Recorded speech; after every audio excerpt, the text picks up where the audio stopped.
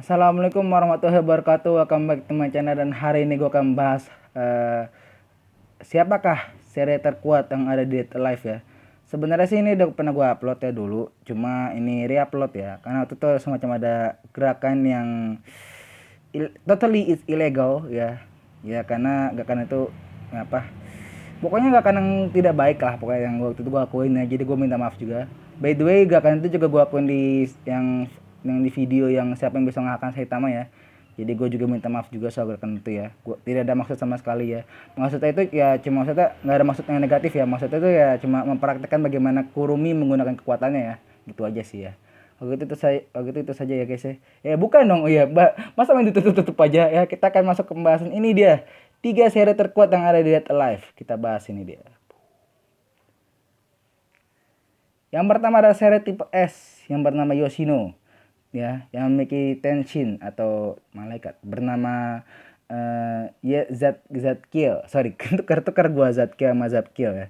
Zadkiel ini ada seri tipe S. Ya, kenapa kita ulang-ulang? Oke.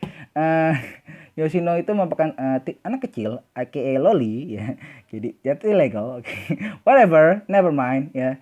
Tapi dia itu meskipun dia loli, dia itu ada salah satu loli ter-OP ya dalam sejarah perlolian. Ah, emang ada. Ya. Terus abis itu ya kayak misalnya betapa OP-nya dia ya guys ya. Bahkan dia pun nggak nangis, sorry apa, nggak tarung aja ya, cukup nangis. Dia bisa membakukan satu jalanan guys. Jadi jalanan itu nanti air apa yang di ini yang tempat kalian tahu kan tempat yang penampungan air yang merah itu. Dia itu kalau si Yoshino nangis, Yoshino itu bonekanya ya. Yoshino itu actually adalah Zadkiel, tapi ini ya dia itu gak pakai. Jadi ini gue jelasin intinya. Ini gue kenapa gue jadi bingung sendiri sih ya. Jadi Yoshino itu punya Tenshin bernama Zadkiel. Nah Zadkiel itu bukanlah senjata tapi melainkan boneka tangan yang selalu dia bawa bernama Yoshinon ya. Nah itu aja ya. Kita masuk ke pembahasan yang tadi ya. Jadi yang pengisian air yang merah-merah itu, kalau saya Yoshino nangis, tempat itu akan keluar dan akhirnya jadi es ya, membeku ke atas. Dan dia juga bisa membekukan tempat pemandian air panas guys. Bayangin, pemandian air panas dibekuin. Wow. Kok alik ya. Dan juga kalau di LN-nya sendiri ya, kalian bisa lihat bagaimana Yoshinon bisa mengalahkan 4 seri sekaligus ya. Itu adalah Kurumi, Miku, Natsumi, dan juga Origami. Sorry, maaf. Gue lupa ya satu lagi siapa ya. Dan itu ya bukti OP-nya itu ya guys. Lihat dong yang dikalahin siapa dong. Origami sama Kurumi yang dikalahin. Waduh. Gokil nggak tuh? Aduh ya Allah ya. Itulah kenapa Yoshino masuk ke dalam 3 besar seri terkuat yang ada di Dead Alive ya. Siapakah peringkat keduanya? Kita bahas ini. Di peringkat keduanya ada Itsuka Kotori ya, atau seri api yang memiliki Tenshin bernama Kamel ya, atau Kamel ya. Bacanya Kamel, bisa Kamel, bisa Kamel ya, bisa Kamael. Nah, itu ya. Yang versi yang paling sering disebutin itu yang Kamael ya. Ya. Nah, Tenshin apinya ini dapat membuat dia itu setengah immortal ya.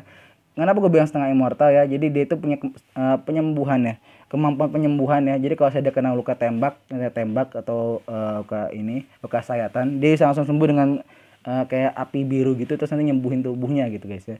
Tidak hanya itu, Kotori juga memiliki kemampuan menyerang ya. Jadi nggak cuma bertahan doang ya. Yaitu adalah dia bisa mengeluarkan api. Ya iyalah, nama juga sihir api. Dan juga si Kamelnya ini dia bisa menjadi semacam laser mode ya. Laser mode yang bisa menembakkan serangan yang bisa menghancurkan satu satelit ya. Satu satelit guys. Gokil nggak tuh ya. Dan ya kayak misalnya sendiri ya, kemampuan Kotori yang banyak sekali diperlihatkan di animenya, terutama di season 1 ya, yang di partai Kotori yang di gue lupa tuh akhir-akhir ya, menjelang akhir-akhir dari anime itu ada tuh yang partai Kotori ya. BTW kalau ini jadi gelap ya videonya, maklumin aja karena gua nggak pakai lampu, ini cahaya alam ya. Ya jadi saya mengandalkan cahaya alam, oke. Jadi ya intinya Kotor itu OP ya guys ya. OP-nya itu bukan karena hanya kekuatannya saja, tapi karena dia memiliki immortality. Tapi apakah Kotor bisa dikalahkan? Actually bisa sih kalau lawannya yang peringkat 1 nih. Kita bahas. Dan peringkat satunya yaitu adalah sudah pasti dan tidak bisa dipungkiri lagi. Kenapa gue baik banget kalimatnya? Yaitu adalah Tokisaki Kurumi ya. Kurumi merupakan seorang sorry maaf, merupakan seorang sere yang memiliki tenshin waktu yang bernama Zapkiel, yang merupakan senjata api ya atau pistol ya. Zapkiel ini mampu menembakkan 12 peluru waktu yang dapat menghadirkan sosoknya dari masa lalu di berbagai masa ya. Dan juga mengembalikan waktu ya. Kalian bisa lihat itu semua di semua anime Dead Life ya. Karena Kotori itu kan Kurumi itu kan sifatnya kan helper ya buat Shido. Jadi kalian bisa lihat di semua season Dead Life ya. Tapi jangan terlalu berharap dia itu muncul di semua season, aka maksudnya hampir 4 season ya. Biasanya Kurumi itu cuma muncul di setengah season doang. Itu cuma buat jadi pada si Shido doang. Udah selesai ya. Ya kan bisa di season 2 dan juga season 3 ya. Dimana dia cuma jadi helper doang gitu ya. Mungkin emang disengajain kali ya, karena Kurumi kan waifu sejuta umat ya. Jadi ya waifu sejuta wibu, maaf ya. Jadi ya otomatis ya membuat ya kalian tahu kan kalau tokoh di anime bisa mengendalikan waktu, bisa mengendalikan alam dan juga bisa mengendalikan pikiran. Itu biasanya jadi karakter ter-OP menurut gua sih ya, karena mereka ya sulit dikalahkan aja gitu ya. Ya sekarang ngebayangin waktu itu kan tidak bisa dikendalikan, terus bagaimana jika maksudnya waktu itu kan bersifat bebas ya, mereka tidak bisa dikendalikan. Lalu bagaimana jika seandainya ada yang bisa mengendalikan waktu guys? Untuk mereka kan OP banget kan ya. Logikanya sih gitu ya. Jadi ya itu kenapa Kurumi gue masukin ke ke peringkat 1 ya. Wih, selamat untuk kalian fans Kurumi ya. Oh ya, by the way ini dari upload yang tadi gue bilang ya. Udah gue bilang ya. Oke, udah maaf gue lupa. Saya lupa guys, lagi baik tugas buat kuliah. Maaf ya. Lagi baik tugas, tadi salah ngomongnya tadi tugas bukan tugas ya. Lagi baik tugas buat kuliah guys. Jadi ya agak-agak pusing ini gue ya. Oke. Kalau gitu saya dulu guys ya. Jangan lupa like, comment, dan subscribe channel YouTube gue, karena subscribe itu gratis. Yang mahal itu beliin makanan buat Toka. By the way, kalau ada yang nanya kenapa nggak ada Toka di sini, Toka nggak terlalu OP guys. Kalian bisa lihat dia bisa dikalahkan oleh seorang Kurumi. Bahkan bukan dikalahkan secara langsung, dikalahkan secara tidak langsung ya. Kayak misalnya aja begitu Kurumi ngaktifin medan waktunya dia, penjara waktunya dia, Toka langsung tumbang ya.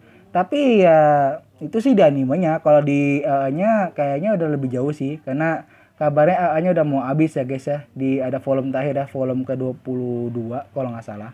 Jadi itu berjudul Toka End ya. Jadi ya kayak misalnya aja lah, Toka Good End ya, intinya gitulah ya. Jadi mungkin di situ akan diperhatikan bagaimana OP-nya Toka ya. Tapi gue masih nggak berubah pikiran, gue masih berpikir bahwa Toka nggak terlalu OP. BTW kalau suara gue serak ini gue lagi emang sakit tenggorokan sih ya. Kalau gitu saya dulu guys ya. Jangan lupa like, comment, dan subscribe channel YouTube gue, karena subscribe itu gratis ya. Yang mau itu beli makanan buat Toka. Kenapa gue ulang-ulang? Oh iya. Aduh ya Allah. Wabillahi taufiq wal hidayah. Ya udahlah ya. Kita tutup aja ya. Wabillahi taufiq wal hidayah. Assalamualaikum warahmatullahi wabarakatuh.